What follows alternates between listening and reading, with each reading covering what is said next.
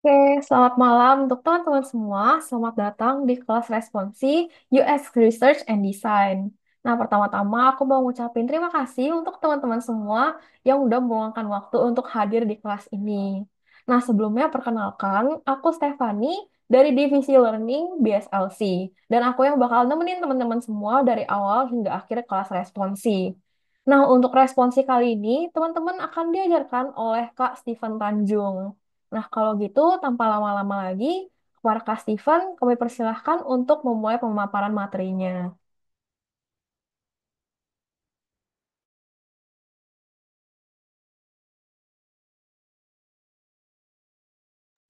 Oke, selamat malam teman-teman semuanya. Aku mau ngucapin thank you banget buat teman-teman yang udah ngeluangin waktunya buat ikutin kelas responsi gitu ya. Nah, mungkin untuk kelas responsi ini, untuk pelajaran UI UX ini, mungkin aku bakal review dari awal materi kalian, dari awal gitu ya, sampai mendekati UTS ini gitu. Mungkin awal-awal aku bakal ngejelasin tentang materi yang ada di lab gitu. Karena kemungkinan untuk di UTS nanti kayak user persona, ya user persona, terus kayak task flow itu kayak kemungkinan akan keluar gitu. Oke, tanpa berlama-lama lagi, mungkin aku langsung share screen aja kali ya buat materinya. Oke, ini aku udah share screen. Apakah kelihatan teman-teman untuk share screennya? Udah kelihatan ya? Oke, aman ya. Oke. Nah, untuk materi yang pertama itu nanti ada yang user persona.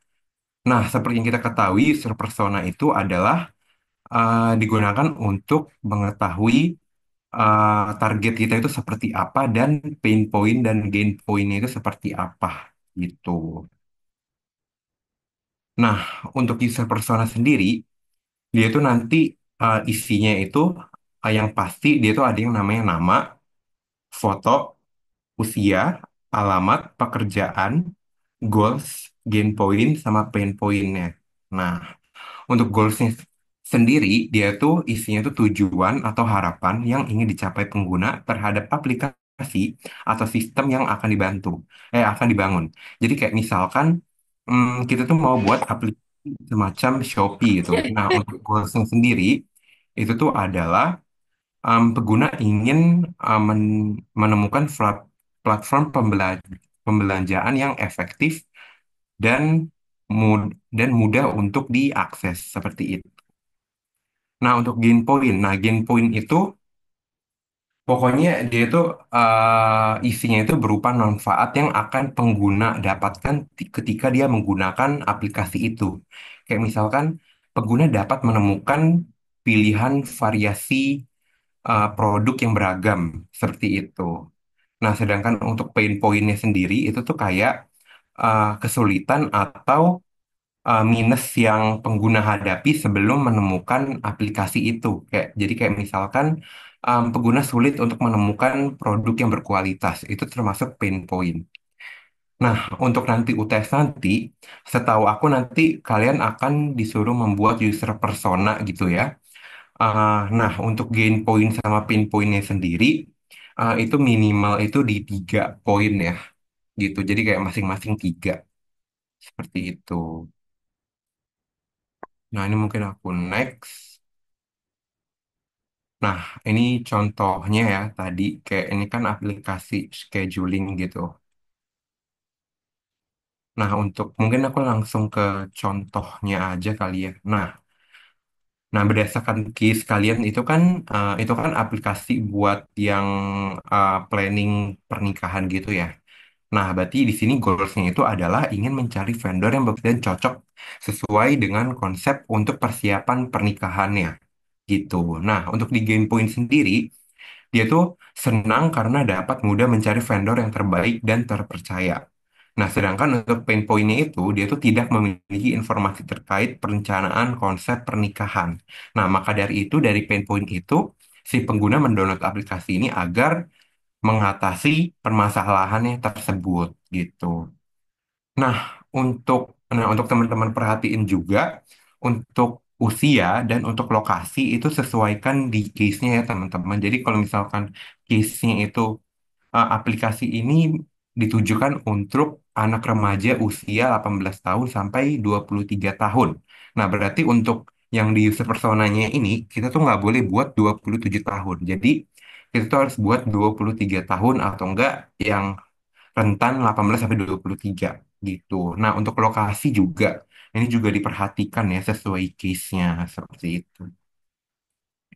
Nah, ini untuk contoh user persona yang kedua gitu ya. Kurang lebih sama sih kayak tadi dia tuh goalsnya itu ingin mempunyai platform yang dapat memberikan inspirasi dan rekomendasi vendor terpersonalisasi terbaik untuk mempersiapkan pernikahannya. Oke. Nah, mungkin untuk materi user persona ini cukup gampang ya teman-teman. Kayaknya dari kalian juga nggak akan mengalami kesulitan juga gitu buat belajar user persona gitu. Yang pasti di 8 poin ini mesti ada gitu. Jangan sampai ada yang miss gitu. Takutnya nanti ada pengurangan poin gitu. Oke, mungkin untuk user persona dulu. Kira-kira ada yang mau ditanyain kah teman-teman? Kalau misalkan ada yang mau ditanyain, bisa buat on mic langsung ataupun melalui chat box ya, teman-teman. Mungkin aku tunggu sampai 7.19. Kalau nggak ada, kita lanjut ke materi selanjutnya.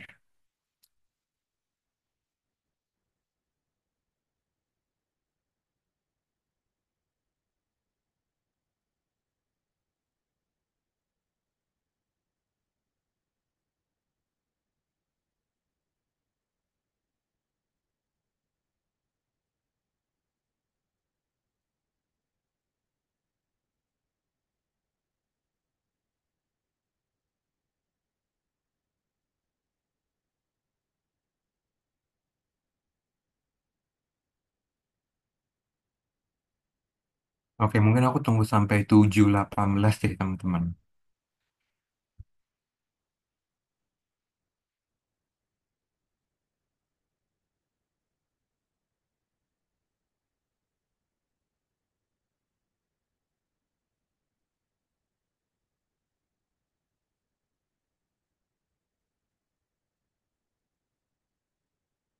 Oke, karena udah 7.18 dan nggak ada yang nanya, aku anggap udah aman. Oke, ini ada yang nanya. Am, Kak, nanti saat UTS kan ngerjainnya memakai kertas itu nanti fotonya kita gambar atau bagaimana? Oke, berdasarkan pengalaman aku dulu ujian onsite untuk user personanya ini, pas itu aku gambar kayak icon aja sih atau enggak gambar sebisa kalian gitu. Nah ini balik lagi, kalian harus nanya dosennya sih kayak kebijakan dari dosennya seperti apa. Cuma pada saat itu dosen aku yang nggak terlalu ribet sih, jadi fotonya itu kayak seadanya aja gitu, kayak icon itu juga boleh. Nah, terus ini ada yang nanya lagi, malam Kak, saya mau bertanya bagaimana cara atau tips saat brainstorming dalam mencari goals, gain point, dan lain-lain. Misalnya disuruh buat dua persona dan situasi sedang stuck. Nah, balik lagi ya teman-teman, kalian tuh juga harus belajar juga sih kayak kalian tuh berimajinasi aja gitu. Kayak misalkan aplikasi e-commerce. Nah, aplikasi e-commerce itu apa sih biasanya kendala sebelum kita ada aplikasi kayak untuk goalsnya itu pasti ya karena pengguna ingin bertransaksi gitu seperti itu ya. Nah terus kalau untuk gain point sama pain pointnya itu kalian berimajinasi aja gitu. Kalau misalkan apa sih yang membedakan sebelum dan sesudah adanya aplikasi itu gitu. Tapi kalau misalkan lebih simpelnya itu adalah kalian bisa membandingin konvensional sama modern seperti itu. Itu menurut aku itu kayak udah bener deh harusnya. Itu. Oke, ada lagi kah teman-teman yang mau ditanyain?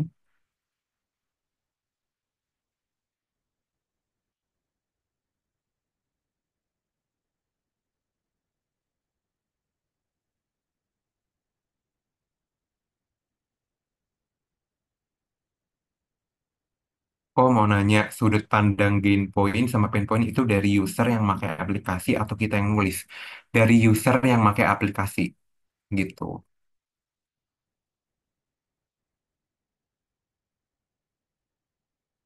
Berarti kalau pain itu buat sebelum menggunakan app ya? Iya betul, betul. Pokoknya pain point itu menjawab gain point sih gitu. Jadi mereka berdua saling berhubungan.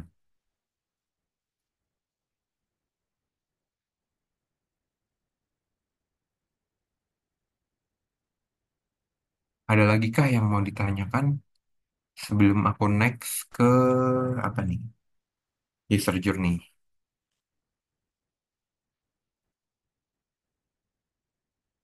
Oke, aku anggap udah aman ya teman-teman. Mungkin aku stop share dulu, aku pindah ke user journey.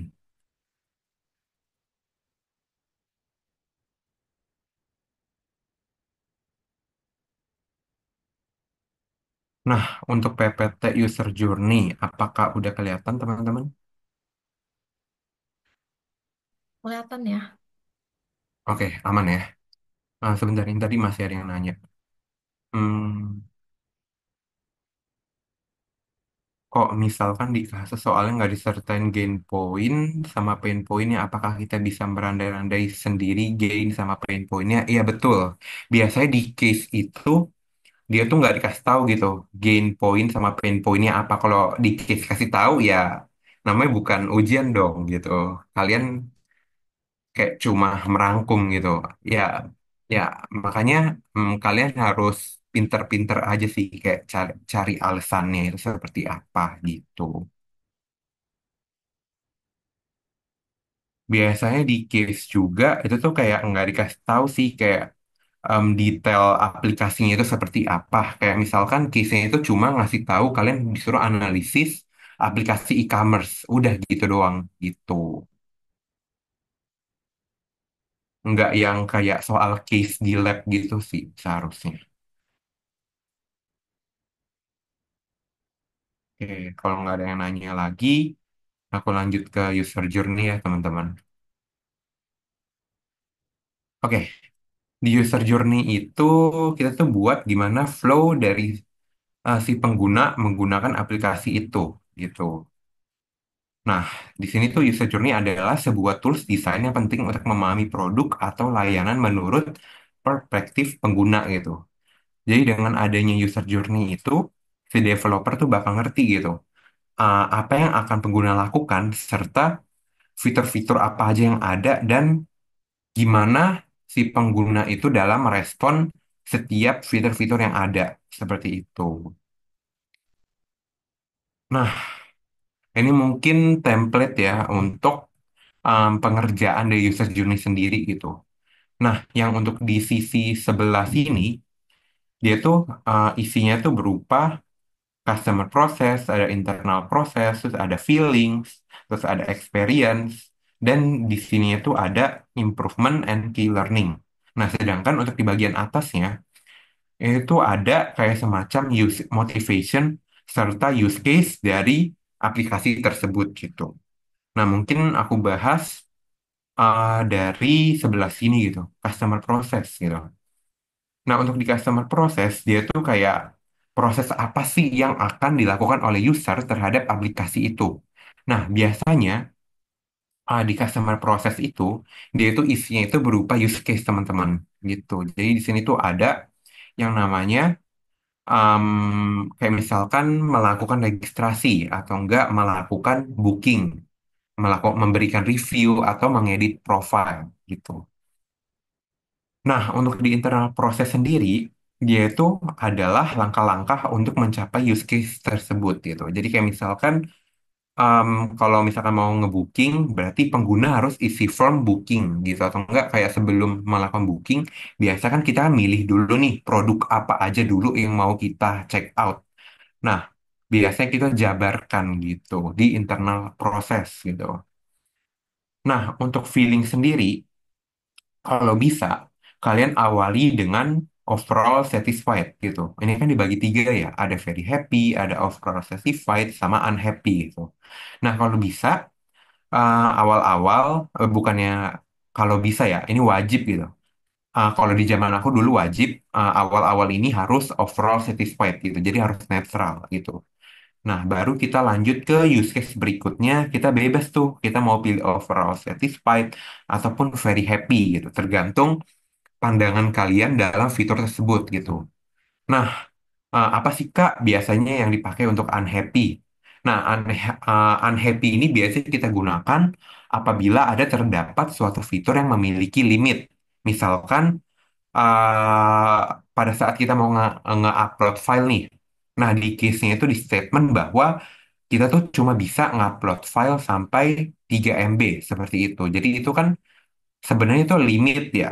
Nah, itu biasanya kita bikin unhappy gitu. Nah, karena apa? Karena pengguna cuma bisa ngupload file yang maksimalnya itu di 3 MB seperti itu.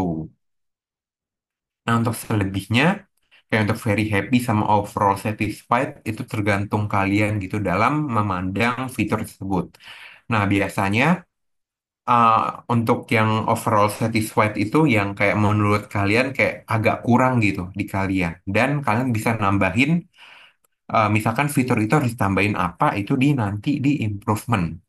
Seperti itu. Nah, selanjutnya kita bahas experience. Nah, experience itu adalah perasaan yang dialami pengguna dan alasan mengapa mengalami perasaan tersebut dalam mencapai proses bisnis utama gitu. Jadi, eh, dari penjelasan dari feelings yang udah kalian berikan ini, kalian kasih penjelasannya gitu. Kenapa dia very happy, kenapa dia overall satisfied, dan kenapa dia unhappy gitu. Nah, selanjutnya ada di improvement and key learning. Nah, untuk yang di improvement, di sini aku tuh mostly aku tuh ngisinya ini semua improvement sih, gitu. Meskipun itu nggak penting dan penting, tapi aku masukin aja gitu di improvement biar aman aja sih, gitu. Nah, kalau yang improvement di unhappy ini, kan tadi kan aku bilang, case-nya itu kan, dia tuh cuma bisa upload file sampai 3 MB. Nah, mungkin di improvement-nya itu adalah, kalian nanti bikin kalimatnya itu adalah, uh, sistem dapat memberikan batas ukuran file yang lebih besar dari 3 MB. Seperti itu.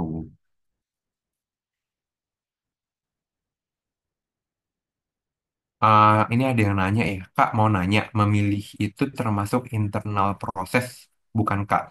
Nah, kalau misalkan kita memilih produk, itu tuh biasanya enggak ya. Itu tuh masuknya itu nanti melakukan booking gitu.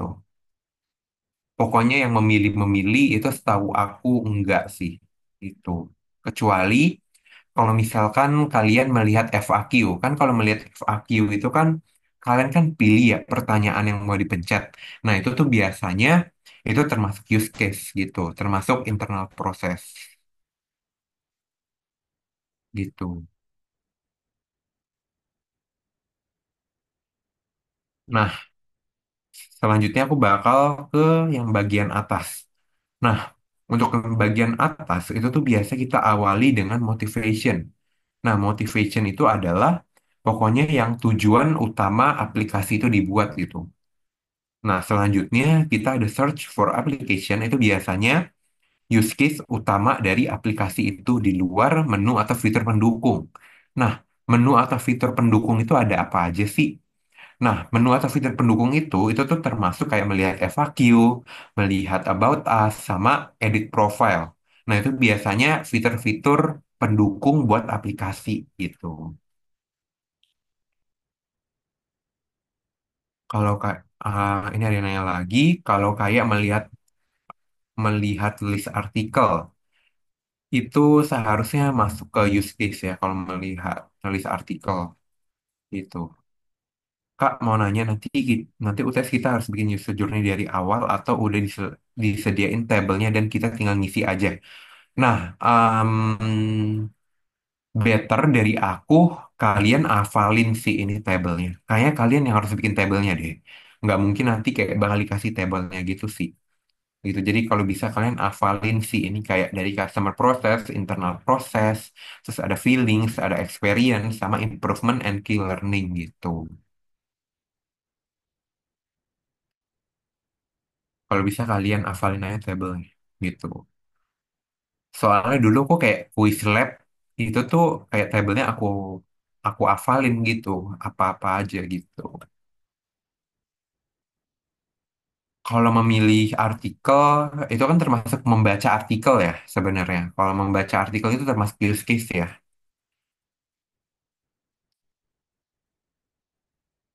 itu. Nah, ini balik lagi sih ke case-nya. Kalau misalkan case-nya itu disebutin apabila pengguna ingin membaca artikel, pengguna wajib memilih memilih judul artikel, lalu nanti sistem akan menampilkan detail artikel. Nah, kalau itu nanti di internal prosesnya memilih artikel itu wajib ya, wajib ada gitu. Jadi kayak step pertama pengguna memilih artikel, lalu sistem akan menampilkan halaman detail artikel gitu. Mungkin untuk menjawab pertanyaan teman-teman, teman-teman bisa lihat langsung lihat dari contohnya aja sih. Dari aplikasi apa nih namanya? Dream Dreamy Falls. Oh, itu. Nah, kayak gini sih contohnya. Nah,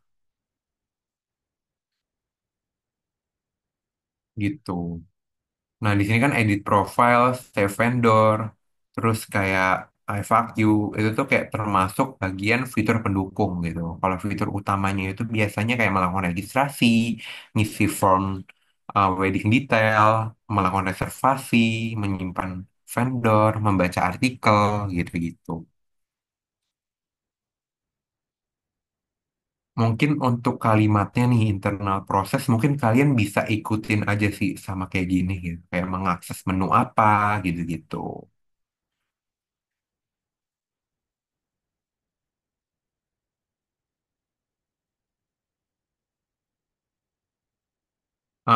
Ini ada yang nanya lagi, Kak. Kalau user journey kata menekan nggak boleh ya, Kak? User journey kata menekan, di mananya tuh?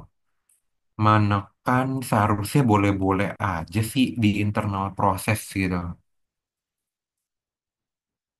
Menekan tombol gitu itu boleh.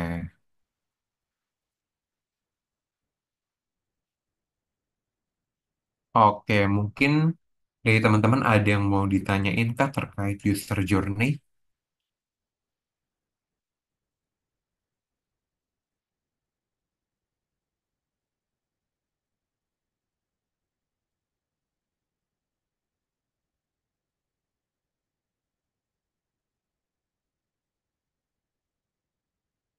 Mungkin aku tunggu sampai 1934 ya.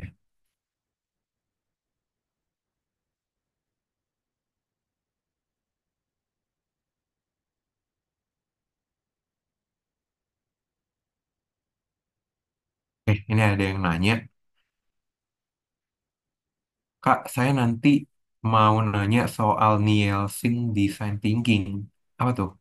Soal Nielsen Design Thinking. Maksudnya,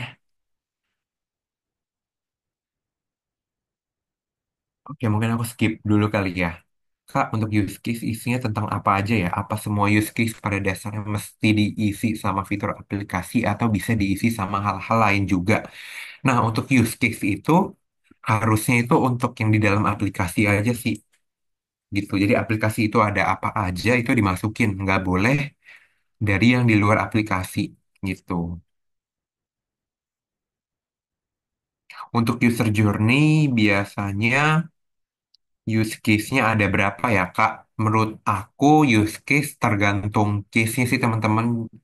Tapi sejauh ini yang aku dapat use case itu tuh bisa sampai 8 sampai 10 atau 11 gitu.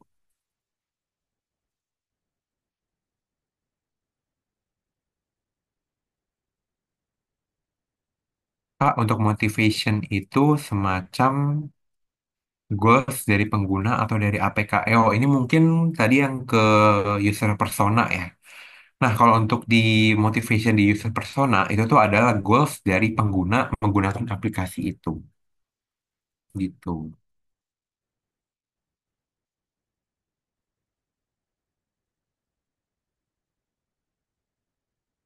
Apakah menjawab tadi yang nanya?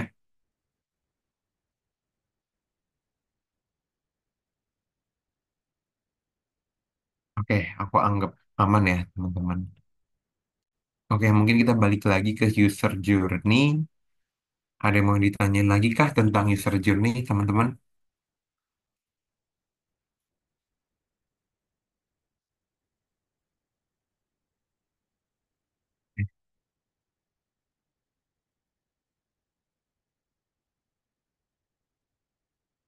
Oke,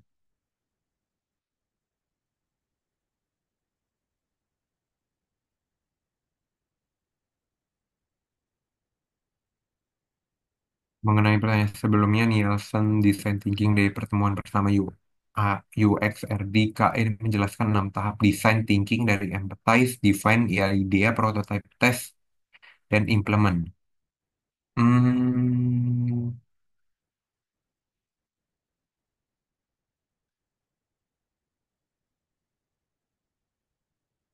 oh, oke, oke, oke. Nanti ini bakal aku bahas sih. Cuma kayaknya untuk materi ini seharusnya nggak keluar kok. Nanti akan ada yang namanya PACT gitu. Biasanya ya. Kalau di zaman aku sih PACT itu yang keluar. Kalau kayak 6 tahap design thinking, aku kurang tahu sih. Pas itu di zaman aku itu nggak keluar gitu. Soalnya kan aku juga nggak tahu nih kisi-kisi kalian tuh nanti ada apa aja gitu kan. Oke, mungkin kalau nggak ada yang mau ditanya lagi tentang user journey, aku mungkin langsung ke next ini ya, next materi.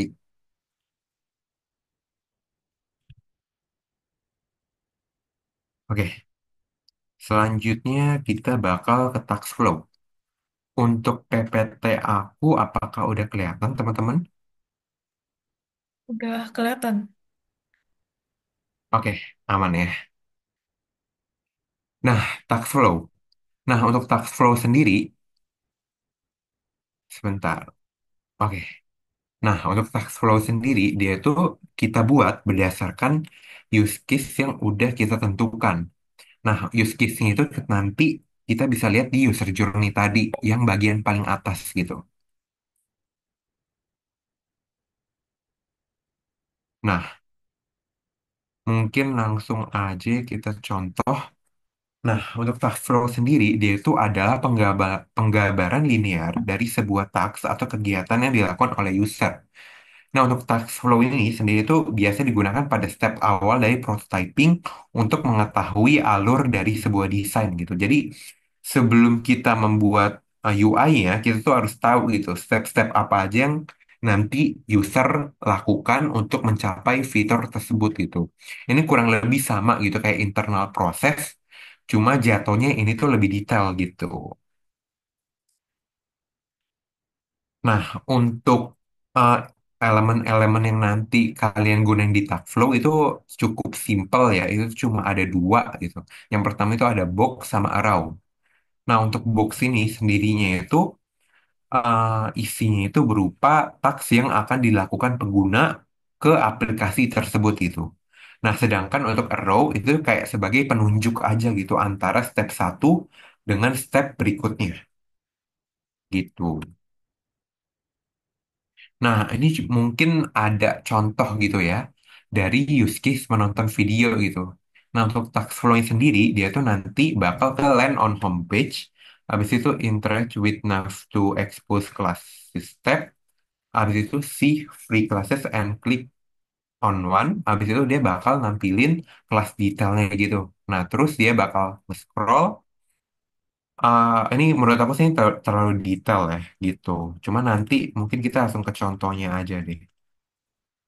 Itu tuh terlalu detail sih seharusnya. Nah, kayak gini nih maksudnya. Kayak menurut aku kayak scrolling gitu kayak nggak usah deh. Kayak mungkin kata-kata scrolling itu bisa diganti dengan langsung memilih gitu. Memilih video yang akan ditonton gitu. Nah, ini contohnya gitu ya. Mungkin mengisi form My Wedding Detail gitu. Dia tuh nanti awal-awalnya mengakses halaman personalisasi. Habis itu nanti dia next itu bakal menekan tombol Let's Get Started. Habis itu dia bakal mengisi data form My Wedding Detail. Habis itu dia bakal menekan tombol save. Habis itu nanti dia bakal memilih kategori vendor yang sedang dicari. Habis itu yang terakhir nanti dia menekan tombol dan seperti itu. Jadi nanti di dalam task flow ini kayak menekan tombol itu tuh jauh lebih didetailin gitu. Jadi ini tuh akan di state gitu. Nah, tadi kan kalau yang di user flow itu kan tadi kan kayak menekan tombol dan atau kayak menekan tombol submit itu biasanya kan nggak ada ya di user flow. Nah, untuk di task flow ini sendiri itu dia tuh jauh lebih detail gitu. Mungkin ini teman-teman bisa screenshot gitu ya buat jadi referensi teman-teman gitu buat belajar gitu. Misalkan nanti di ujian task flow-nya itu keluar nih use case yang sama. Kayak misalkan ada use case ngisi form gitu-gitu. Oke, mungkin aku bakal next gitu. Teman-teman bisa langsung screenshot aja.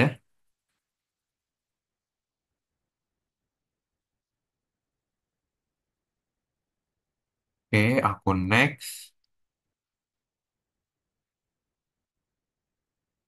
Nah, yang udah aku state tadi ya, kayak misalkan nih, kita tuh memilih video ya. Nah, anggapannya itu kita membaca artikel. Nah, di membaca artikel itu biasanya kan kita harus scroll gitu ya, kayak milih artikel apa yang mau kita pencet. Atau artikel apa yang mau kita baca gitu. Nah, untuk scrolling itu nggak usah di state gitu. Jadi, kayak langsung aja gitu, kayak memilih artikel gitu. Oke, kalau udah ini mungkin aku bisa next.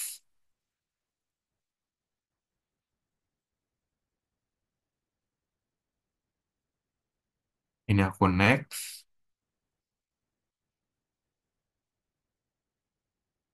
Ini aku next lagi.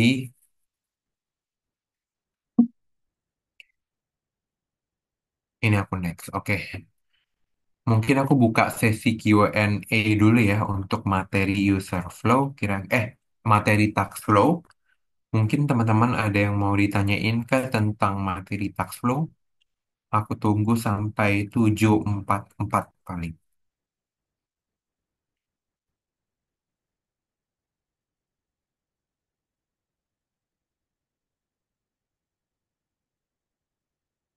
PPT-nya nanti bakal dibagiin gak ya kok?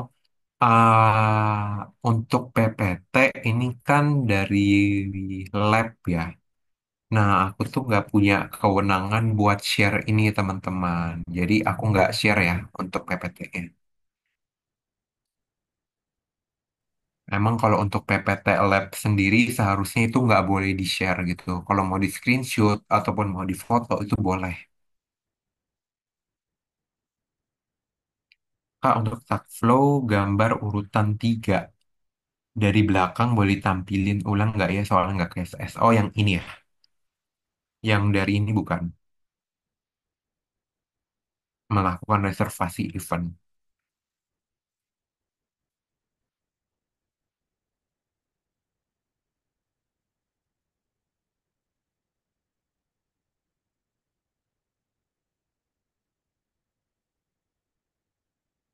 Yang mungkin ini aku chatnya ke everyone aja ya. Jadi kayak nanti kalau misalkan ada pertanyaan yang udah ditanyain biar kalian nggak kedouble gitu.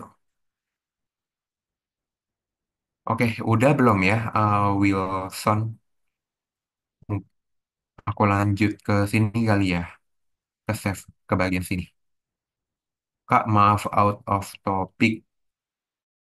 Kalau nanti di UTS soalnya bakal dikasih tahu nggak sih disuruh bikin tag flow, persona, dan lain-lain, atau kita cari tahu sendiri mau bikin apa. Nah, biasanya di soal dikasih tahu sih, kayak misalkan kita disuruh bikin user persona, harus bikin tag flow, gitu-gitu teman-teman. Jadi tenang aja. Jadi nanti kayak bakal ada soalnya kok. Jadi kalian nggak mikir sendiri harus buat apa.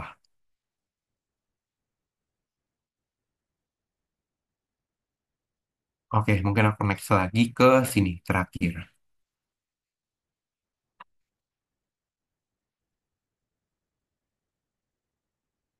Oke, ada lagi kah teman-teman yang mau ditanyain?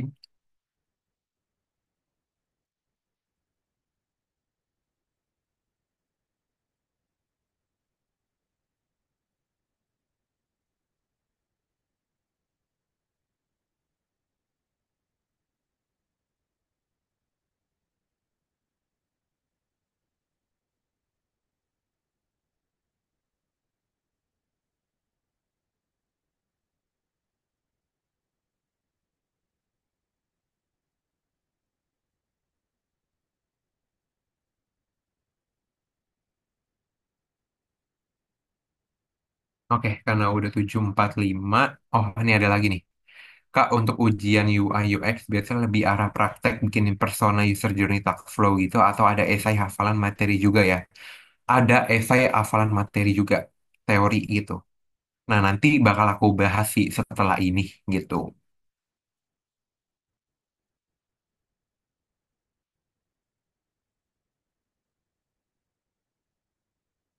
Oke, karena udah 746 nggak ada lagi yang mau ditanyain, mungkin aku bisa next ya ke materi selanjutnya. Oke, materi selanjutnya ini menurut aku cukup mudah ya, gampang banget gitu. Itu adalah wireframe. Nah, untuk wireframe ini seharusnya kalian udah tahu ya, wireframe itu adalah desain yang dibuat sebelum nanti kalian buat prototype hasil jadinya gitu. Nah, untuk di wireframe sendiri, itu biasanya tuh nanti kalian tuh akan buat seperti ini gitu. Jadi warnanya itu adalah hitam putih dan tidak boleh ada icon sama sekali gitu. Jadi nanti di sini tuh bakal ada yang namanya placeholder gitu ya. Ini namanya placeholder. Jadi kayak untuk gambar, logo, icon. Nah itu tuh nanti kalian tuh wajib buat kotak lalu diberi silang gitu. Nah nanti kalian jangan lupa juga untuk berikan keterangan gitu. Kayak misalkan ini tuh nanti bakal ada gambar atau icon gitu teman-teman. Gitu. Nah untuk di sini sendiri ini udah ada penjelasannya ya teman-teman di masing-masing nomor. Mana yang navigation button, mana yang konten, mana yang konten link, mana yang footer gitu, teman-teman. Kalau ini kayak lebih ke web ya gitu. Kalau di sini web, biasanya nanti kalau di ujian nanti biasanya kalian disuruh bikin di antara aplikasi atau enggak web sih gitu.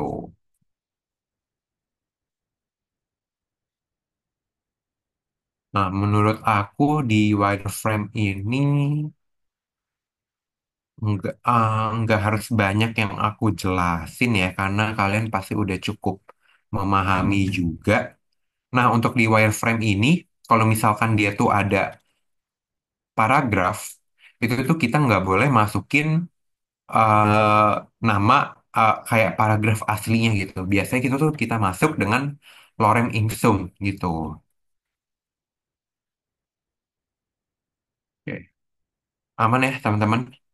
Nanti kalau bisa juga kalian bikin wireframe, nanti kalian jelasin sih, kayak misalkan nih,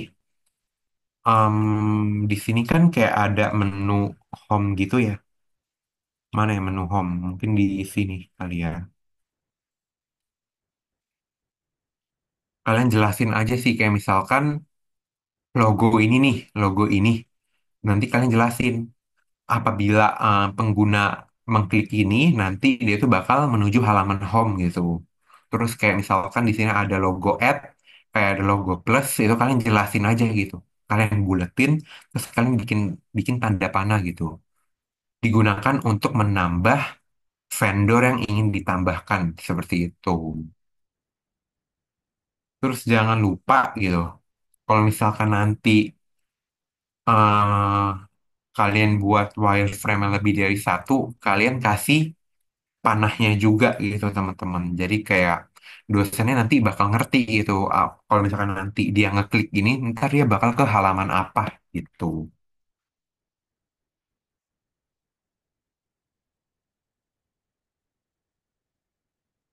Oke, ini ada yang nanya, Kak mau nanya, nanti UTS-nya disuruh bikin wireframe nggak Kak? Kalau di zaman aku iya bikin wireframe, tapi nggak semua, nggak dari awal sampai akhir gitu. Jadi nanti kalian cuma disuruh buat minimal 2 halaman wireframe sih teman-teman. Jadi kayak don't worry lah gitu. Dan waktunya juga pasti akan cukup gitu.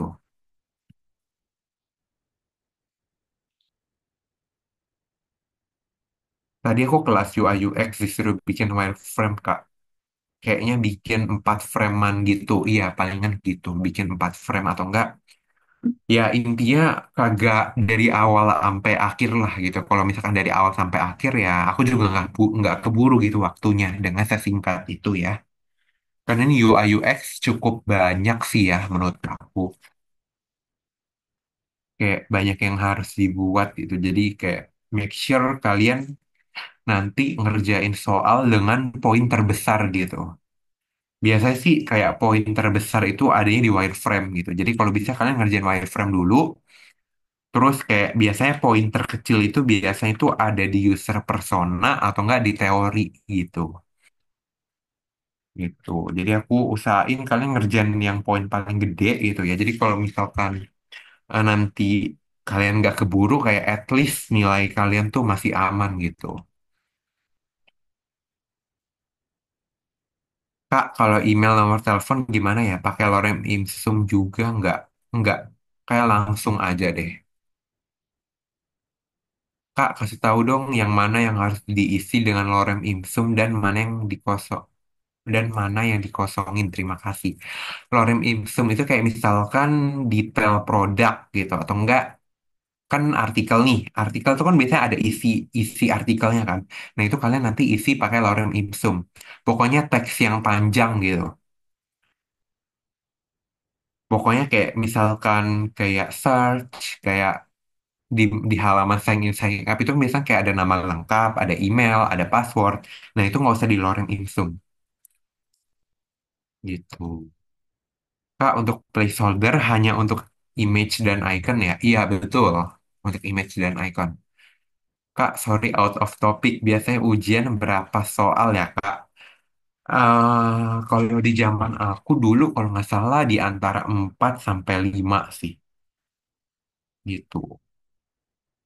Kak, untuk wireframe nanti di lab dibuatnya pakai kertas atau Figma. Kalau di lab, kalau kuis, kalian bakal di kertas. Tapi kalau untuk project dan TM, itu tuh biasanya di Figma. Gitu.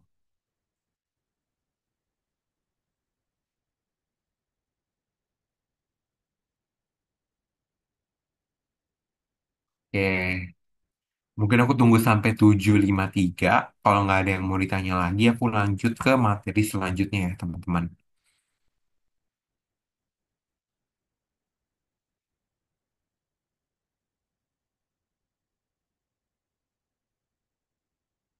Kak, mau nanya, kalau saat ujian nanti, misal ada perlu menambah detail artikel, bagaimana ya, Kak? Apakah perlu mengingat lorem ipsum atau bagaimana? Enggak kok, enggak. Enggak akan. Percaya deh, kayak detail artikel, itu enggak keluar. Biasanya nih, nanti di soal tuh kalian disuruh buat sendiri sih. Kayak kalian nentuin nih, kalian mau buat wireframe apa gitu. Jadi kalian yang bakal buat sendiri di luar, setahu aku ya, yang nggak boleh itu kayak pas sign in sign up gitu, itu nggak boleh sama profile deh kayaknya nggak boleh. Jadi kalian kalau mau buat halaman home, mau buat halaman review itu masih boleh. Kak, boleh ke wireframe navigation-nya belum ke foto tadi yang mana ya? Wireframe navigation-nya yang mana tuh? Ini kah? Ini bukan Fakri. Atau enggak kamu on mic deh biar cepet. Ya, onboarding juga nggak boleh. Onboarding, sign up, profile itu nggak boleh. Kak, izin bertanya untuk yang bagian FAQ nggak perlu lorem ipsum ya, Kak.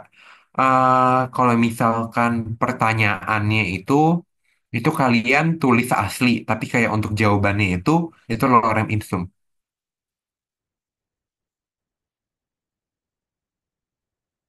Gimana Fakri? Yang ini bukan ya?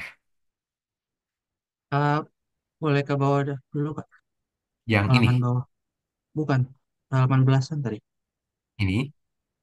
Oh, itu 22. Oh, oke, dua-dua ya. Oke, Oke, makasih, Kak. ya. Nggak dua-dua. Kayak tadi aja dah.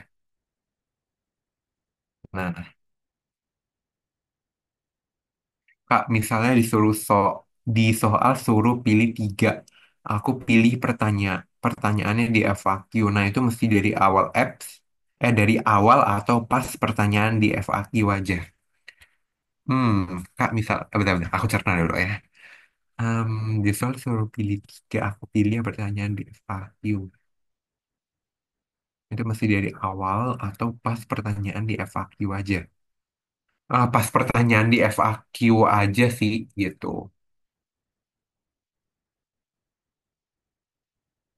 Nggak usah kalian buat detail juga sih teman-teman. Soalnya kan nanti waktunya kan cuma 2 jam ya kalau nggak salah gitu. Balik lagi gitu ke kalian. Kalian keburu nggak gitu. Iya buat satu layer aja. Nggak usah kayak pas TM. Kalau TM kan kayak buat misalkan pertanyaannya 3. Itu kayak layernya kan banyak kan. Nah itu biasanya di ujian tuh dipersingkat aja gitu teman-teman. Ke intinya aja. Kak, semisal ada bagian lorem ipsum, apa kita harus hafalin? Kagak ya, kagak. Makanya kalau misalkan kalian nggak mau ribet-ribet bikin lorem ipsum, itu kalian skip aja sih yang bagian-bagian yang kalau misalkan ada lorem ipsumnya, gitu. Enggak kok, kalau misalkan kalian sebenarnya mau ada lorem ipsum juga nggak apa-apa gitu, kayak lorem kalian cuma hafalnya kayak satu kalimat aja itu kayak menurut aku udah cukup gitu. Dosennya juga bakal ngerti. Atau enggak, kalau dulu sih sama dosen aku, kalau misalkan paragraf gitu digarisin gitu sih teman-teman. Cuma balik lagi kebijakan dosen kalian gimana. Kak, emang kalau ditulis lorem ipsum diulang-ulang aja nggak boleh, Kak? Boleh, boleh. Biar dosennya juga ngerti apa yang kamu maksud ya itu. Menurut aku sih oke-oke aja. Oke, ada lagi kak teman-teman yang mau ditanyain sebelum aku lanjut?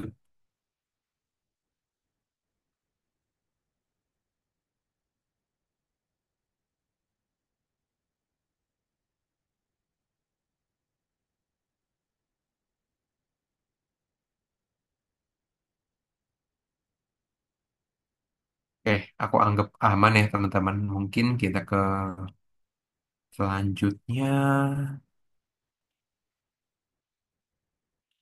Kita bakal ke navigation map. Nah, ini aku nggak tahu ya. Aku belum sharein. Sorry, sorry.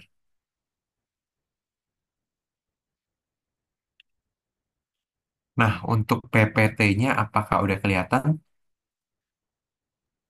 Udah kelihatan. Oke, aman ya. Oke. Nah, selanjutnya kita bakal ngebahas navigation map.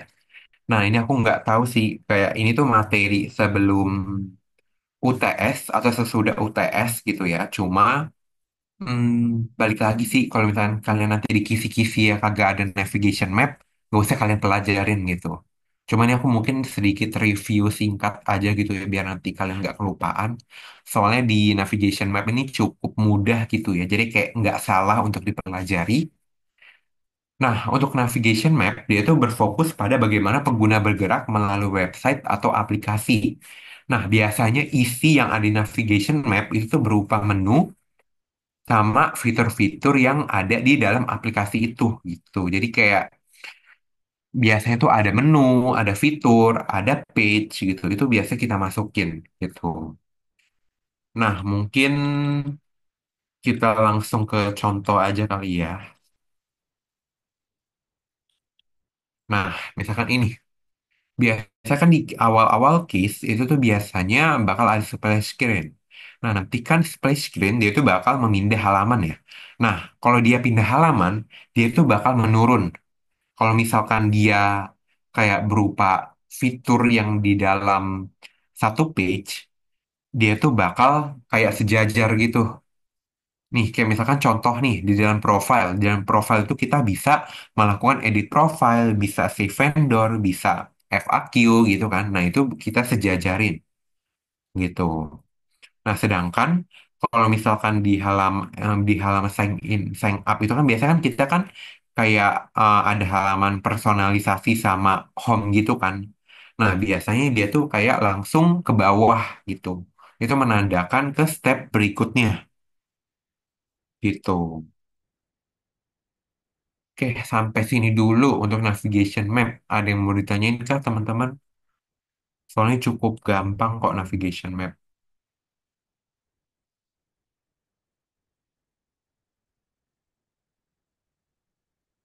Apanya nih yang hoax sih? Michelle, Michelle Siman.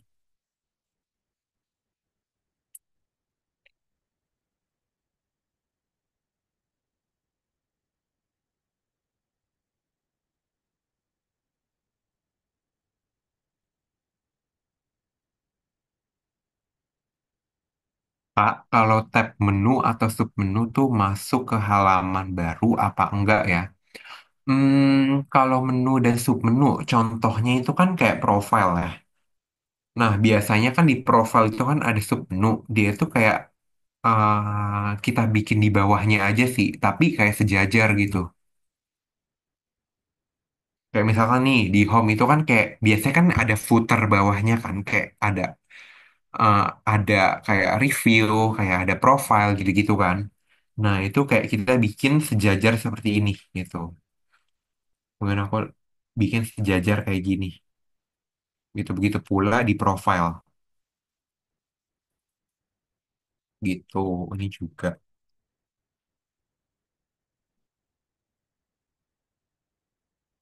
bedanya. Oh nih, ini ada pertanyaan dari Aurel. Bedanya navigation map dengan task flow apa ya, Kak? Kalau naik kalau navigation map itu biasanya isinya tuh kayak berupa menu aja gitu. Kalau task flow itu lebih ke prosesnya gitu.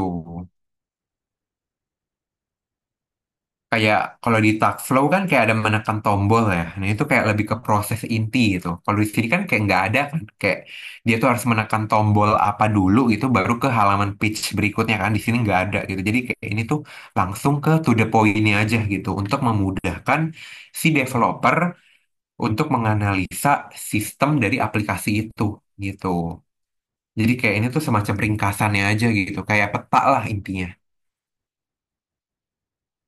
Namanya navigation map, peta gitu ya. Iya, sama-sama.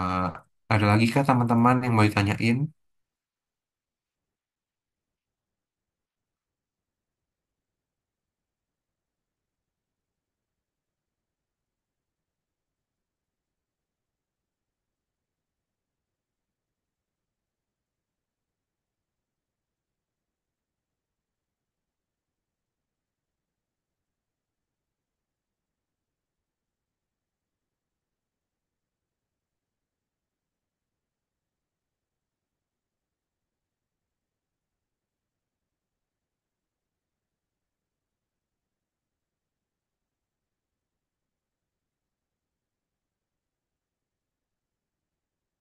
Aku tunggu sampai 804 ya teman-teman.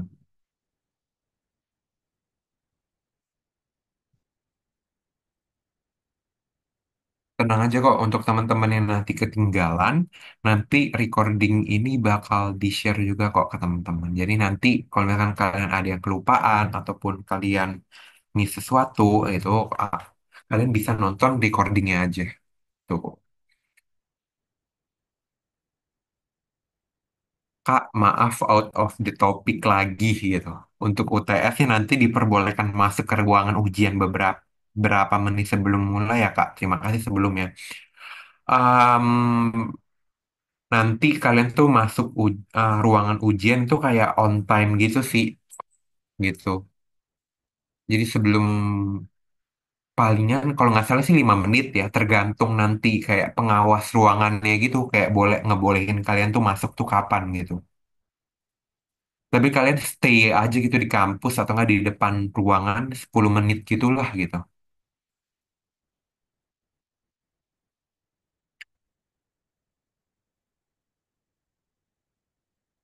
Seharusnya 5 menit sebelum ujian tuh kayak kalian udah boleh masuk gitu. Buat si pengawasnya itu bagiin lembar jawaban gitu. Buat nanti kalian isi nih data-datanya gitu. Kak, kalau bikin wireframe itu strukturnya kayak navigation map atau bikin arah ke kanan semua. Ah, maksudnya gimana tuh? Kalau bikin wireframe itu strukturnya kayak navigation map atau bikin arah ke kanan semua.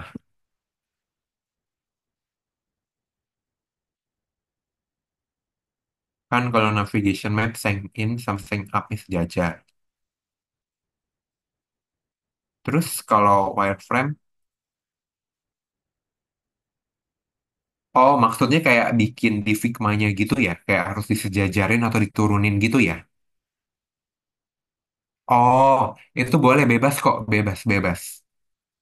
Nggak ada apanya sih ketentuannya kalau di Figma.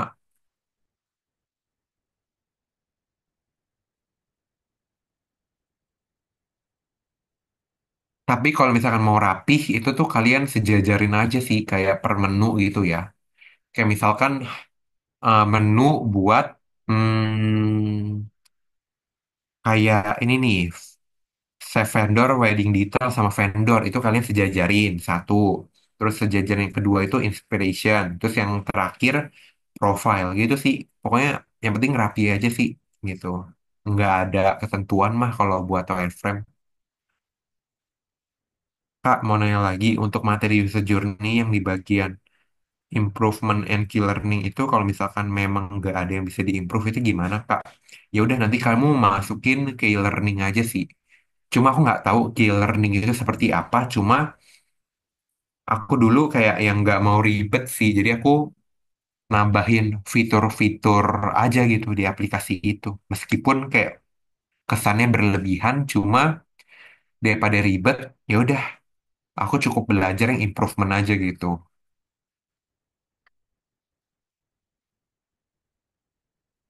Mungkin untuk yang contoh key learning bisa dilihat yang dicontoh tadi sih yang PPT yang udah aku share, yang udah aku tadi jelasin gitu. Oke, ada lagi kah yang mau ditanyain teman-teman sebelum kita lanjut?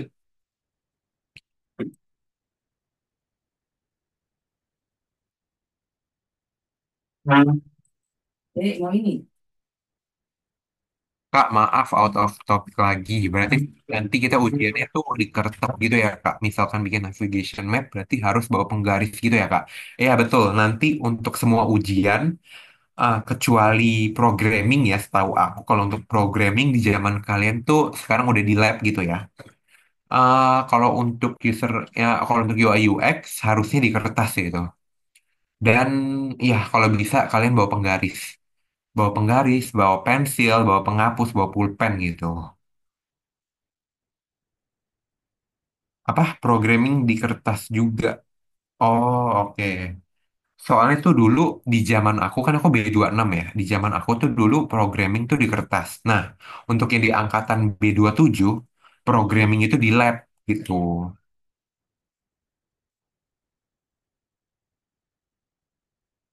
Jadi dulu ya udah karena emang kalian programming kalau misal UTS-nya di kertas, berarti nanti kalian codingnya itu di kertas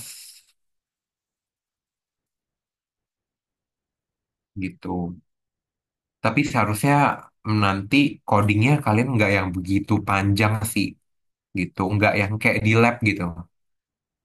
Kalau untuk soal teori gitu, kayak lecture itu jauh lebih mudah guys. Jadi kalian kayak jangan khawatir lah gitu. Gampang banget pokoknya.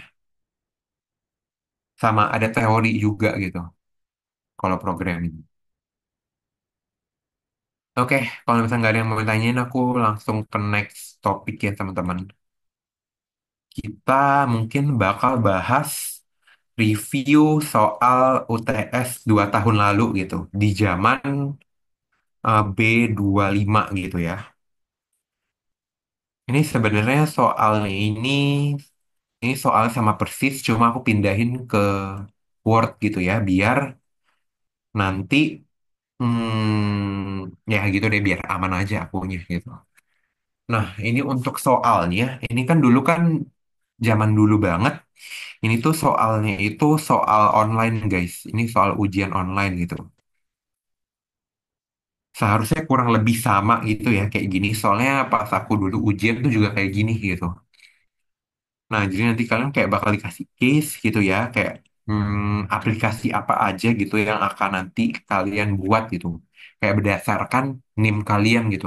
Kalau misalnya kalian NIM ganjil, kalian tuh bakal buat aplikasi kayak video atau WeTV. Kalau misalkan NIM kalian genap, kalian tuh harus nge-analisis aplikasi GDID sama Traveloka gitu. Nah, mungkin untuk yang di case ini, di soal ini, aku tuh buat jawabannya itu di Traveloka gitu ya. Nah, seperti yang udah aku bilang tadi, untuk di UI UX ini, dia tuh nggak sepenuhnya itu materi lab gitu. Ini tuh juga bakal ada materi teori. Kayak misalkan nih, di soal nomor satu, Anda ditugaskan untuk melakukan identifikasi atau analisa penerapan PACT framework pada terhadap salah satu dari aplikasi-aplikasi tersebut dan berikan saran atau masukan minimum 3 saran bagi pengembangan aplikasi ke depannya gitu. Jadi nanti kalian tuh nanti saran yang dimasukin itu tuh nggak boleh apa sih kayak login, sign up ataupun forgot password gitu. Nah, mungkin analisa penerapan PACT, mungkin aku bakal bahas ini ya teman-teman. Mungkin aku bisa stop share dulu.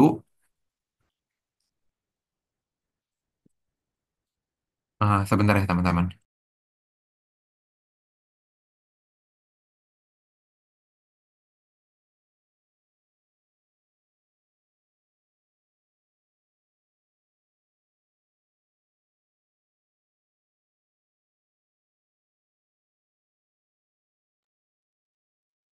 Oke, mungkin di sini aku bakal share screen kali ya.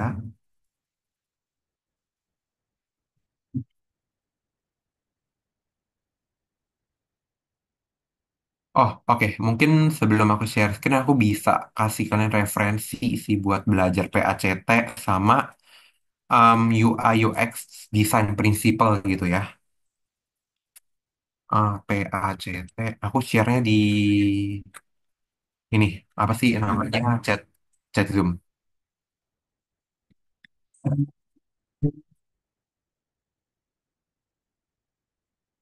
Kalian bisa sambil buka-buka aja untuk webnya. Nanti aku juga bakal bahas juga kok dari ini. Nih, udah bisa kalian akses belum teman-teman?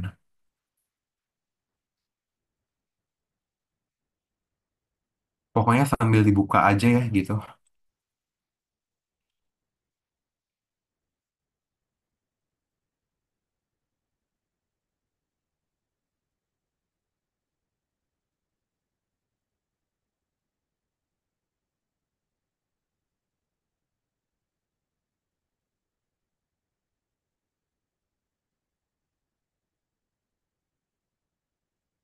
Nah, ini mungkin aku share screen. Nah, untuk share screen aku kira-kira udah kelihatan belum ya teman-teman? Kelihatan ya. Oke, kelihatan ya. Nah, ini mungkin aku langsung aja ya sorry, ke jawabannya. Nah, aku harap kalian bisa screenshot ya jawaban ini biar nanti kayak sebagai bahan referensi kalian gitu nanti buat belajar gitu. Nih, nah mungkin aku bakal bahas satu-satu gitu ya. Nah, untuk yang pertama, PACT, P-nya itu adalah people. Nah, di people sendiri, dia itu fokus kepada pengguna atau si orang yang memakai produk aplikasi kita gitu. Jadi nanti setiap penggunanya itu dia tuh bakal dibagi ke dalam beberapa aspek gitu. Yang pertama itu ada physical difference, yaitu perbedaan fisik. Nah, itu biasanya di physical difference dia itu bakal ngebahas tentang apa sih aktivitas fisik apa yang user dapatkan dengan sebelum adanya aplikasi dan sesudah adanya aplikasi. Kan kalau misalnya kita lihat dari jawaban ini kan adalah aplikasi Travelog, kayak semacam e-commerce, Traveloka Mart ya. Nah, kalau di Traveloka Mart, biasanya untuk physical difference-nya itu kan kayak sebelum adanya aplikasi kan, kita tuh sebagai pembeli, kita tuh kan harus ke toko offline ya. Nah, dengan adanya aplikasi ini, kita tuh nggak perlu ke toko, jadi kita cukup duduk diam di rumah dan membuka aplikasi untuk membeli produk. Seperti itu, teman-teman. Itu ya untuk physical difference. Nah, selanjutnya kita bahas di psychological difference. Nah, biasanya ini kayak merujuk ke perilaku psikolog dari si user.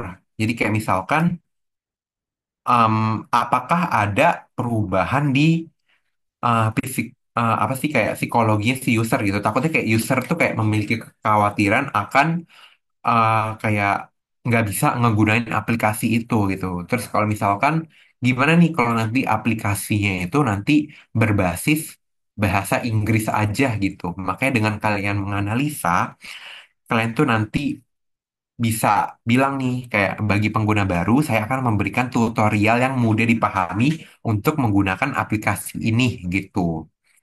Nah, penjelasan mengenai bagaimana cara berbelanja dengan aplikasi Travelkamart akan dibuat singkat dan jelas agar pengguna bisa memahaminya dengan mudah. Selain itu, terdapat pilihan bahasa yang dapat dipilih sesuai zona negara, seperti fitur bahasa Indonesia, Inggris, dan Thailand. Seperti itu, teman-teman.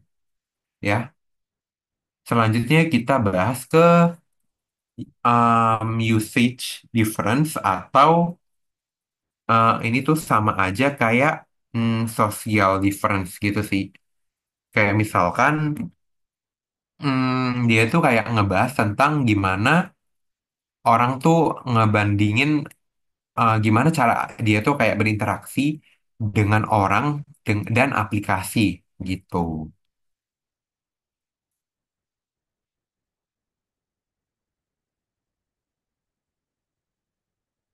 Atau enggak misalkan nih di mental models kalian bisa kalau misalkan kalian nggak mau pakai usage different kalian bisa pakai mental models gitu.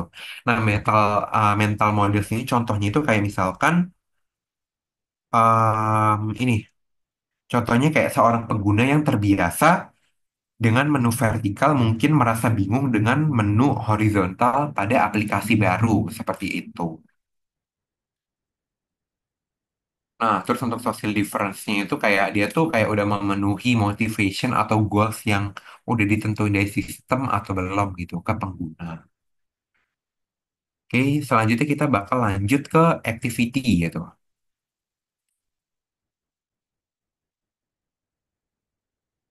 Nah, untuk activity ini sebenarnya kita ngebahas aktivitas utama dari aplikasi tersebut gitu. Nah, untuk ininya kita tuh yang pertama di situ ada namanya temporal aspek atau aspek temporal gitu ya. Nah, ini tuh kayak aktivitasnya itu diatur dari segi waktu seperti frekuensi, urutan tugas, terus atau enggak misalnya beberapa sering pengguna diharapkan untuk melakukan tindakan seperti memperbarui data atau melakukan pemeriksaan rutin. Kayak misalkan nih, kalau di temporal aspeknya ini kan di sini kan ngebahasnya itu kan kayak eh, apa aja gitu ya yang akan dilakukan kayak dia tuh bakal nyediain produk apa aja gitu ya. Nah, pokoknya intinya dia itu kayak menjelaskan dari aplikasi itu sih sebenarnya gitu. Nah, selanjutnya kita ke cooperation. Nah, cooperation ini adalah interaksi antara pengguna dengan stakeholder atau enggak dengan pihak luar. Kayak misalkan nih, kalau misalkan kalian mesen Shopee kan, misalkan kalian bingung nih, misalkan deskripsi produknya kurang lengkap, dan kalian mau nanya tentang kelengkapan informasi produknya itu kan ke penjual ya. Nah, kalian kan gunain fitur chat. Nah, jadi dengan cooperation ini, nanti si user ini dapat berinteraksi dengan penjual untuk memenuhi informasi yang ingin dia dapatkan seperti itu cooperation gitu. Nah, selanjutnya kita ke complexity. Nah, ini complexity ini dari namanya aja kompleksitas itu kayak kalian tuh ngejabarin gitu, menganalisa seberapa sulit gitu, seberapa kompleks pengguna dalam menggunakan aplikasinya gitu.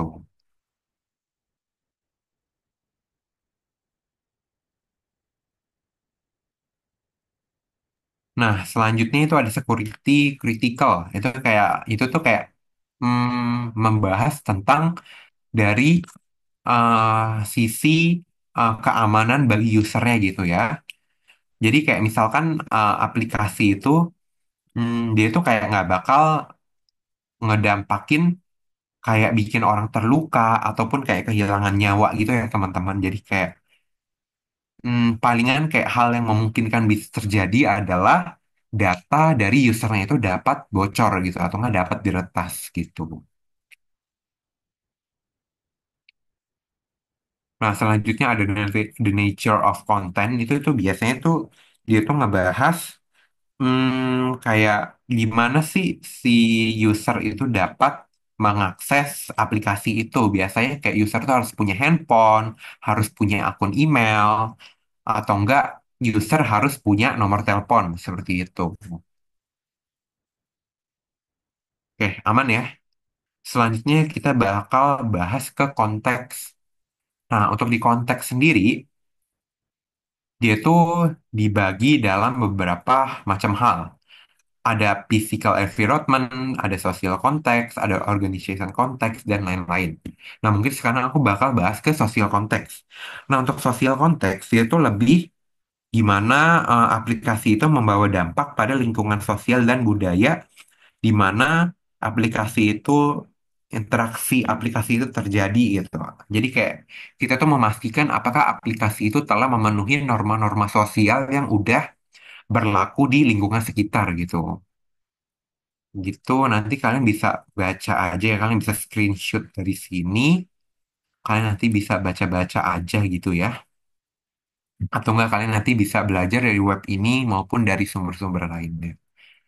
Nah, selanjutnya ke organization konteks. Nah, itu tuh kayak mengacu pada struktur atau proses yang ada dalam organisasi yang memungkinkan pengguna teknologi untuk mencapai tujuan tertentu. Jadi kayak misalkan, hmm, kayak si si user ini kayak dapat mengakses aplikasinya itu kayak di mana aja sih. Kayak misalkan kita tuh dapat mengaksesnya itu kayak di rumah, di sekolah gitu. Nah, selanjutnya kita ke physical environment. Yaitu kayak membahas apakah aplikasi itu dapat diakses di mana saja atau tidak gitu. Jadi kan kayak di sini tuh jadi nanti kalian analisanya adalah pengguna dapat mengakses aplikasi dimanapun dan kapanpun selama mereka memiliki koneksi internet yang memadai seperti itu. Dan kalau misalkan kalian mau nambahin, kayak misalkan apabila pengguna mempunyai handphone yang versi seperti apa gitu.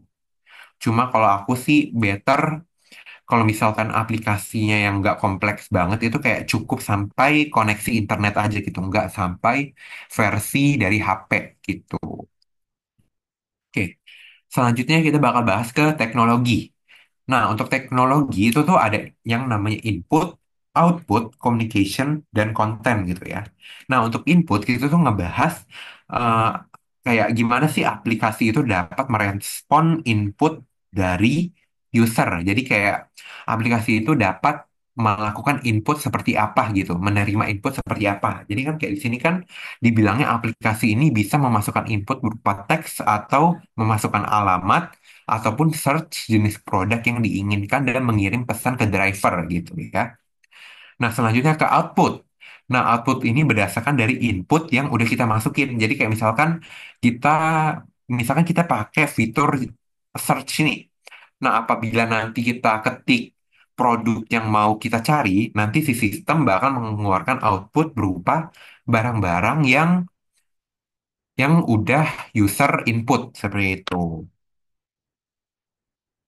Nah, atau enggak outputnya itu kayak bisa berupa pop up gitu teman-teman. Nah, selanjutnya kita ke communication. Nah, communication ini kayak berupa fitur komunikasi sih antara user dengan penjual, user dengan aplikasi seperti itu. Jadi kayak fitur-fitur chat lah gitu. Biasa kan kalau di Shopee kan kayak ada customer service-nya sendiri kan. Nah, itu juga termasuk di communication gitu. Nah, selanjutnya ada yang namanya konten. Konten itu biasanya kita tuh membahas overall dari keseluruhan aplikasi sih. Jadi kayak misalkan ada konten. Pokoknya kalian menganalisa aja gitu sih kayak konten-konten itu apakah mudah dipahami, apakah kayak mudah untuk diakses dan sebagainya gitu. Oke, nah ini ada saran ya, ada saran yang untuk dimasukkan ke aplikasi itu kayak ada fitur COD, terus ada Traveloka Diamond, sama ada fitur Sweet Seventeen gitu. Kalau misalkan nanti kalian disuruh kayak disuruh kasih saran atau masukan, kalau bisa sih kalian jabarin gitu sih gitu. Jadi kayak misalkan ini kan kayak agak ambigu ya, fitur Sweet Seventeen itu maksudnya kayak fiturnya tuh kayak dapat apa aja nih gitu. Jadi kalau misalkan kalian jabarin misalkan fitur Sweet Seventeen, jadi kayak apabila pengguna yang berumur 17 tahun, maka pada saat hari ulang tahunnya aplikasi akan memberikan potongan diskon. Misalkan potongan diskon 50% gitu. Atau enggak potongan diskon 17% seperti itu. Dijabarin aja sih biar si dosennya tuh ngerti apa yang kalian maksud gitu. Oke, sampai PACT dulu. Kira-kira dari sini ada yang mau kalian tanyain kah teman-teman untuk PACT? Oh ya, untuk PACT sendiri, kalau bisa sih kalian minimal kayak per poinnya itu 3 ya gitu. Kalau misalkan kalian nggak hafal semuanya gitu. Cuma kalau mau kalian mau sebutin semua, menurut aku itu better gitu. Oke, ini udah ada yang nanya ya. Maaf Kak, izin bertanya, apakah soal ini akan keluar di UTS? Em, aku nggak bisa bilang ini 100% akan keluar, cuma kayak dari tahun ke tahun, flow-nya tuh kayak gini sih teman-teman, kayak konsepnya tuh seperti ini gitu, kayak kalau nggak PACT, user persona, gitu-gitu lah gitu. Disuruh buat wireframe. Cuma kalau PACT, tahun lalu keluar kok gitu. Terus untuk desain UI UX juga keluar nih desain prinsipal. Pokoknya kayak soal-soal UTS BINUS tuh kurang lebih sama sih gitu. Cuma kayak beda di case-nya aja gitu. Kalau misalkan ini aplikasinya kayak menggunakan Traveloka, mungkin di zaman kalian tuh bisa pakai aplikasi yang lain gitu. Kayak dulu kan aku aplikasinya tuh kayak rental tempat kerja gitu ya, rental office gitu. Untuk Word-nya bisa dikirim kah, Kak? Gimana ya untuk Word-nya kalian SS aja gimana guys? Keberatan nggak? Soalnya aku jujur aku takut sih, takut ketahuan aja gitu. Aman ya kalau misalnya SS aja.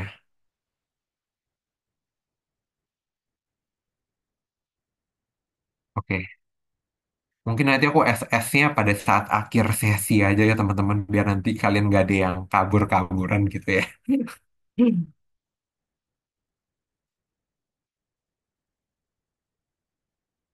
Kak, untuk spesifik soal PACT-nya nanti subtopiknya disebutin sama soalnya atau kita yang bebas milih subtopik sendiri untuk soalnya. Terima kasih, Kak.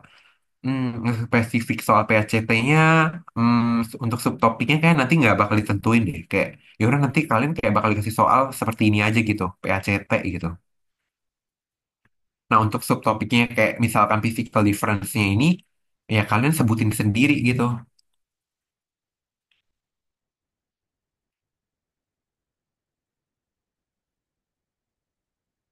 Kak, kan kami tuh belum belajar PACT deh, Kak. Terus,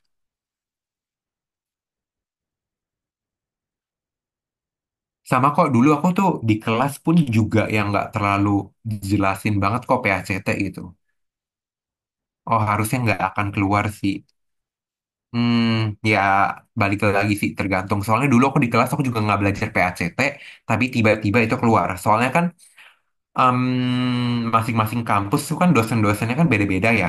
Nah, untuk yang buat soalnya itu biasanya kayak dosen dari region mana gitu. Jadi kayak mungkin dosen kalian bukan yang buat soal, makanya dia nggak mengajarkan itu gitu.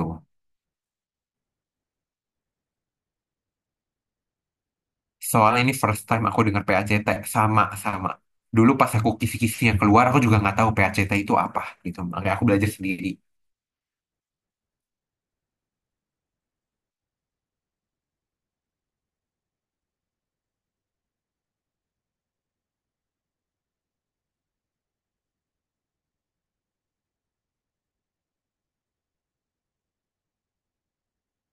Nanti untuk recordingnya bakal di-share ya guys.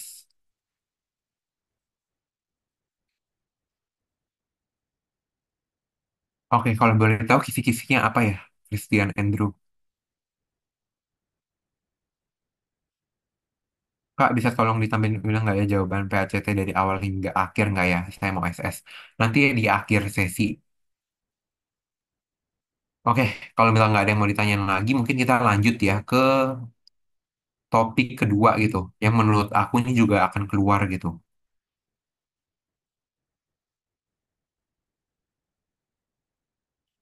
Nah, kalau di zaman aku, dulu tuh aku bakal dikasih semacam page UI UX gitu sih. Jadi nanti kalian nentuin nih kayak desain prinsipal apa aja yang ada di dalam soal tersebut gitu. Atau enggak dari wireframe yang udah kalian buat, kalian tuh nanti disuruh tentuin nih desain prinsipal apa aja yang akan yang ada di wireframe kalian gitu.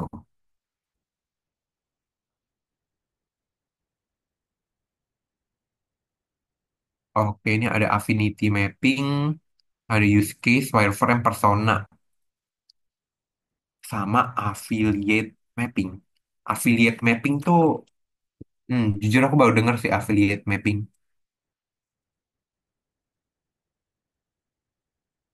Mapping. Berarti itu sama sekali, berarti itu nggak ada ini ya dong ya, teorinya.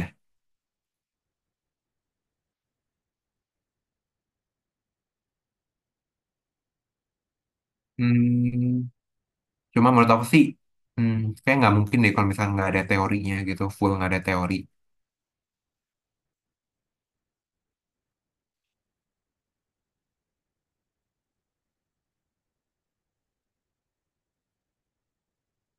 Buat teori atau kisi itu nggak dikasih tahu. Oke oke oke. Ya udah sih, ya mungkin ini untuk belajar tambahan kalian aja kali ya. Selanjutnya kita bakal bahas ke UI UX design principle gitu. Nah, untuk mungkin kalian bisa buka dari web yang udah aku kasih ini ya. Bentar.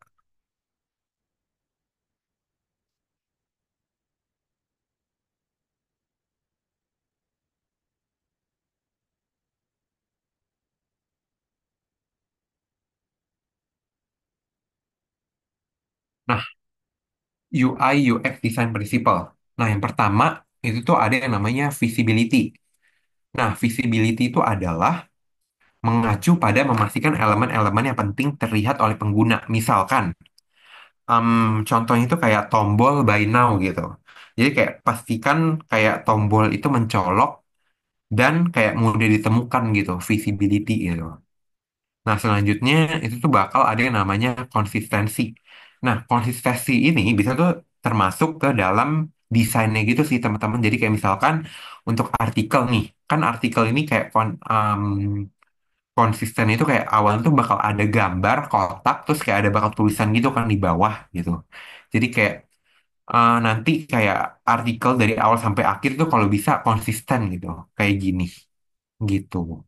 Ini berlaku juga kayak untuk produk gitu sih. Nah, selanjutnya itu bakal ada yang namanya familiarity gitu. Nah, untuk familiarity ini kayak misalkan nih di dalam suatu page, misalkan ini ada tombol buat back. Nah, ini kan kayak aku kan udah familiar banget kan kalau misalnya ada tombol ini itu kayak digunakan untuk ke page sebelumnya gitu. Terus juga kayak misalkan ada icon email. Nah, tanpa kalian beri detailnya kayak ini tuh kayak email, bawahnya kayak email, tulisan email, itu kan kayak pasti pengguna kan udah tahu kan, itu tuh kayak maksudnya itu adalah email atau enggak untuk pesan gitu. Gitu. Jadi kayak familiarity itu kayak familiar gitulah gitu. Menggunakan icon-icon yang familiar.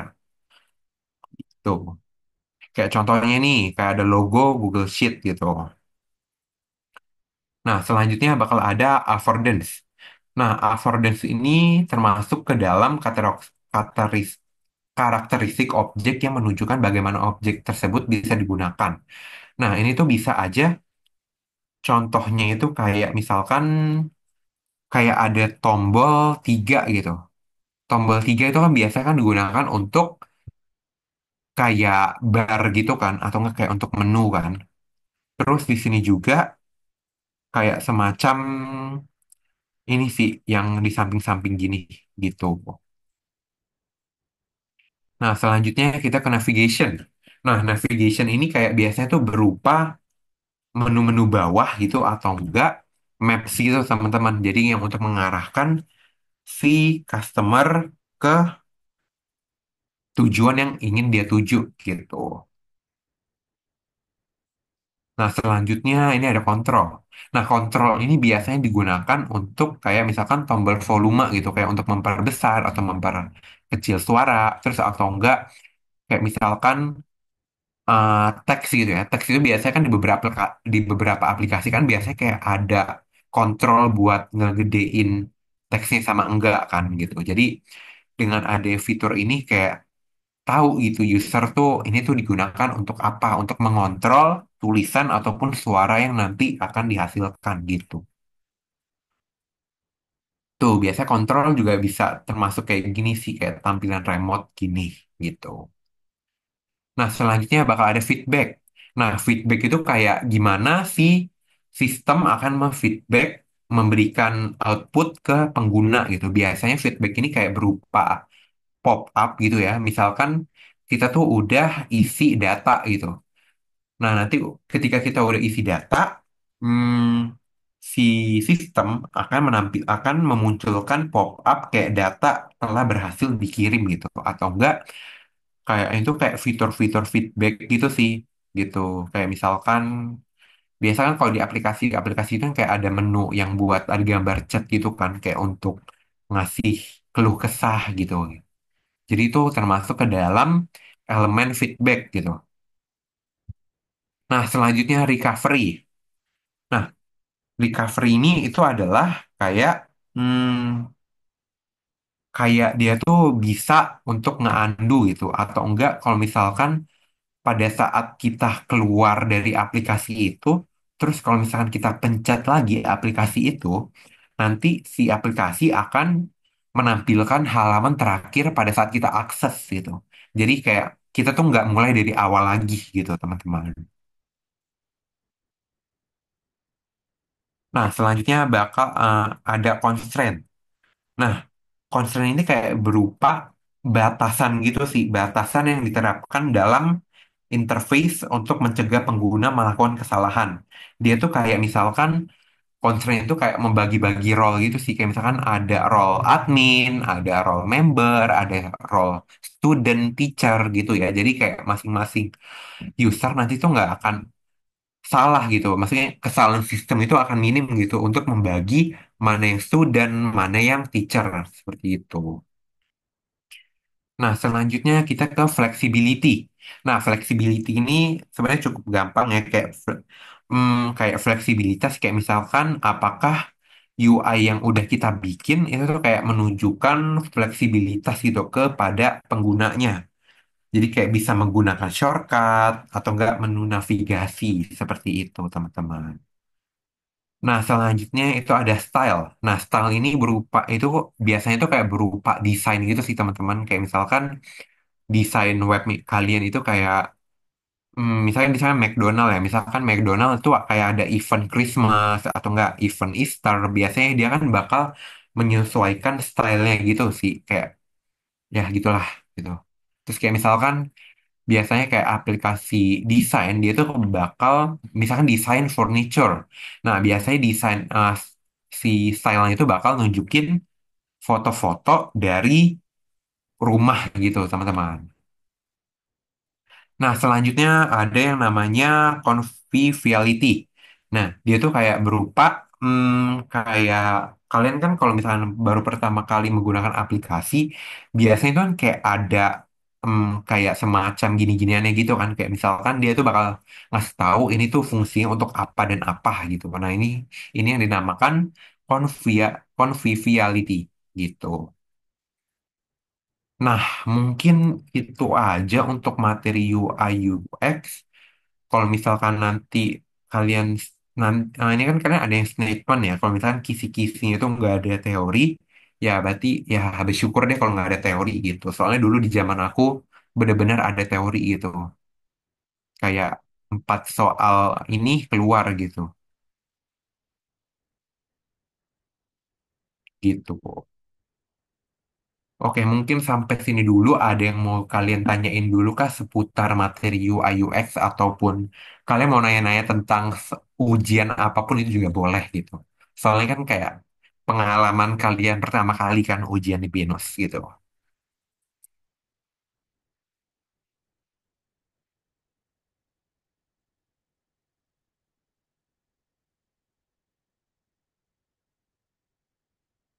Adakah yang mau nanya di kolom chat? Oh, ini ada nih. Oke, mungkin ini ada yang mau nanya wordnya mungkin boleh ya.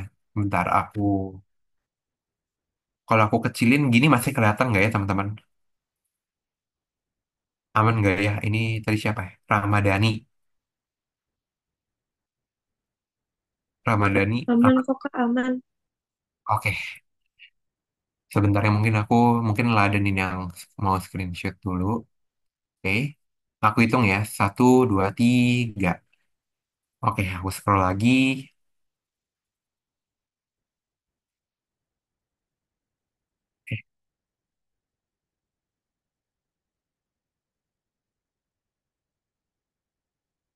Eh, satu, dua, tiga.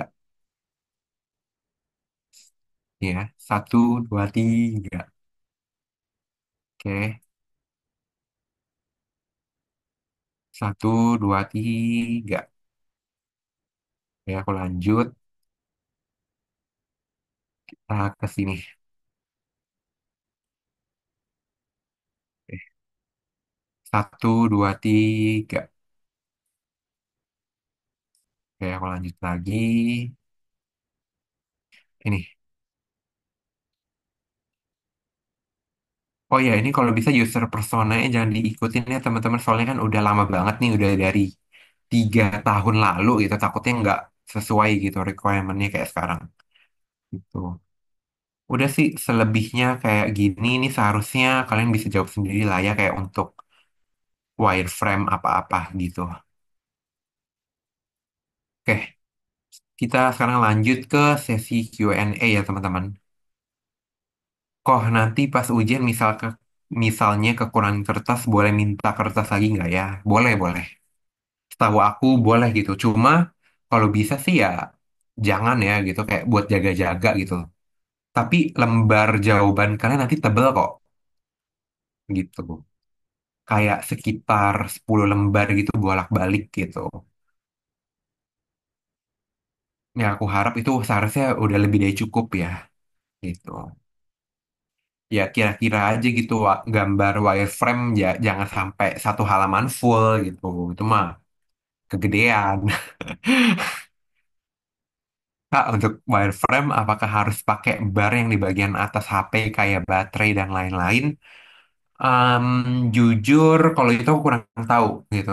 Kalau dulu aku pakai, cuma setelah kan aku juga jadi mentor nih di kampus. Cuma kata kata kata anak-anak menti aku katanya itu nggak dipakai gitu.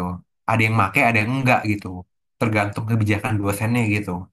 Balik lagi, kalian harus nanya-nanya sama dosennya seperti apa. Kalau dulu zaman aku pakai.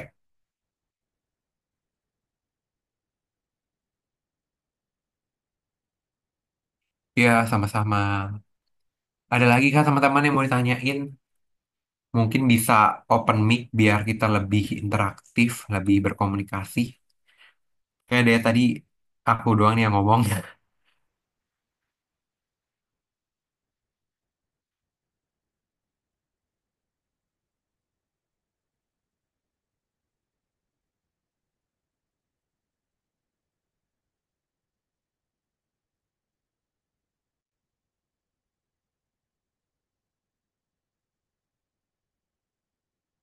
Oke, ada yang mau ditanyain Kak Reksi?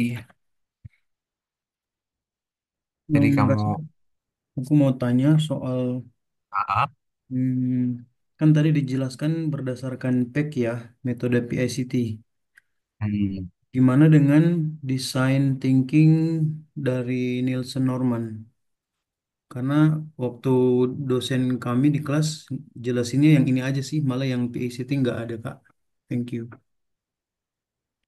Oke, berarti kalau misalkan nggak pakai PACT, berarti kalian tinggal nyesuaiin aja sih sama yang itu ya. Soalnya materi tadi yang kamu sebutin itu jujur aku juga nggak tahu gitu. Kayak belum aku pelajari gitu. Seharusnya kalau misalnya pakai kalian belajar yang itu ya oke, kalian belajar itu aja.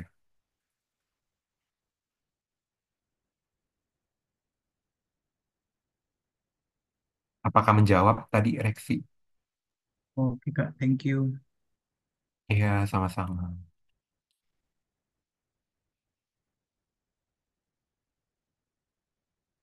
Kak, apakah soal bisnis analytics dengan jurusan SI lainnya sama? Sama guys, sama. Pokoknya kalian kan kayak mau kalian jurusan apapun, eh, apabila kalian di School of Information System, seharusnya di semester 1-2-nya itu sama gitu soalnya. Pokoknya kalau mata kuliahnya sama, berarti soalnya sama. Soalnya satu mata kuliah itu soalnya pasti satu sih. Dan berlaku di all region dan all jurusan yang punya mata kuliah itu. Jadi kalian kalau misalkan ada temen nih yang di beda region, kalian bisa nanya sih gitu ke mereka kayak siapa tahu dosen mereka tuh ngasih kisi-kisi kan. Jadi kayak kalian tuh bisa nanya-nanya gitu. Soalnya soalnya kan sama gitu.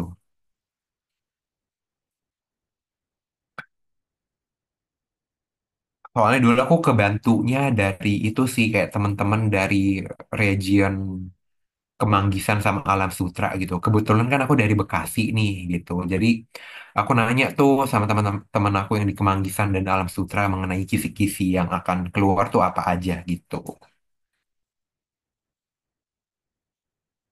Oke, teman-teman, masih ada yang mau ditanya lagi kah? Kalau nggak ada, mungkin kita bisa ke sesi dokumentasi gitu ya. Mungkin berikutnya aku bakal serahin ke Stefani ya. Thank you semuanya.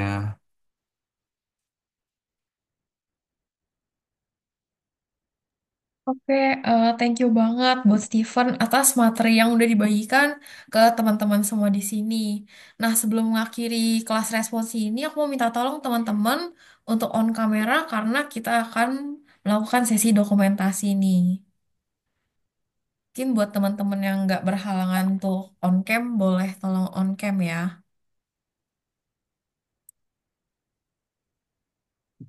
Aku tunggu sampai jam 8.50 deh.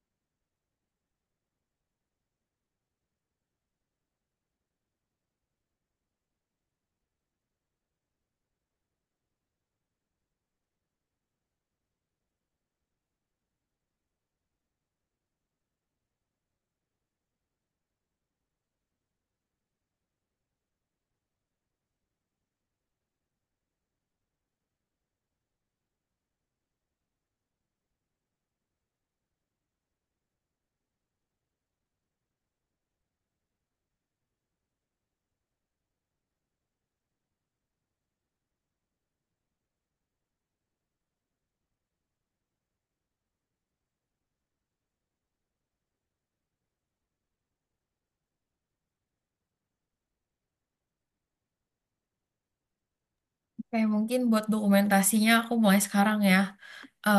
Dari slide 1 dulu ya. Oke, sekarang ke slide 2.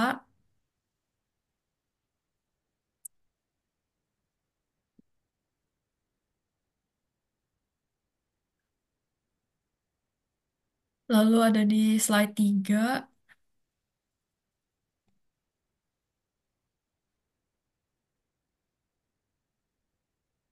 dan juga slide 4. Kayak teman-teman untuk dokumentasinya udah selesai ya. Nah, sekali lagi aku mau ngucapin terima kasih karena udah meluangkan waktu untuk hadir di kelas responsi pada malam ini. Nah, semoga materi tadi bisa bermanfaat buat teman-teman semua dalam menyiapkan UTS nanti. Nah, kami mau ngucapin good luck dan semangat untuk UTS-nya. Udah boleh live ya, teman-teman. Semangat guys, semangat ujiannya. Semoga nilainya bagus ya. Terima Kasih Kak. kasih, Kak. Thank you, Kak. Terima kasih, Kak. Makasih, Kak. Terima kasih. Thank you, Kak. Makasih Kak.